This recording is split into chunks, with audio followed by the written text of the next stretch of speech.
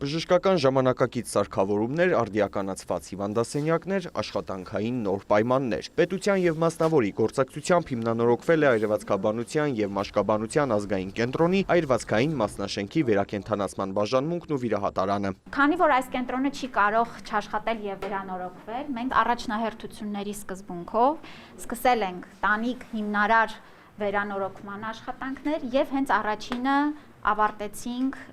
այս բաժանմունքը, որոշ ուրեմն սենյակներ, հիվանդասենյակներ եւս ընթացիկ վերանորոգվել են եւ վերանորոգվում են, բայց մենք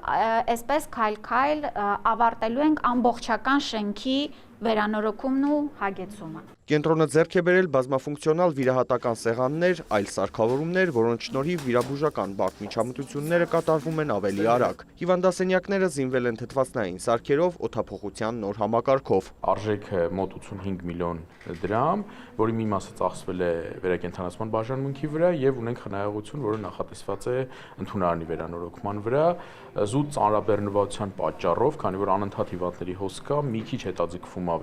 վերանորոգումը առաջի հարկի, բայց կարծում եմ մինչև ամառ այնտեղ էլ կսկսենք եւ կավարտենք։ Այս կառույցը լինելու է գերժամանակակից, հագեցած նորագույն ստանդարտներով։ Իհարկե, ինչպես բժիշկը ասեց,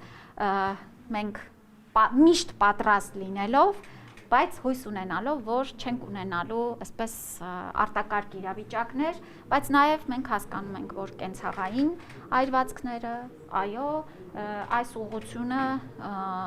մշտապես մեր ուշադրության կենտրոնում է։ Կենտրոնը երկու մասնաշենք ունի՝ մաշկային եւ այրվածքային։ Մահճակալային ֆոնդը 60 է, արտակարգ դրության ժամանակ կարող է հասնել մինչև 100-ի։ Վերակենդանացման բաժանմունքում կա 10 մահճակալ, կարող են ընդունել մինչև 30 բուժառուի, նշում է Հովհաննես Հովհաննիսյանը։ Մաշկային մասնաշենքը նույնպես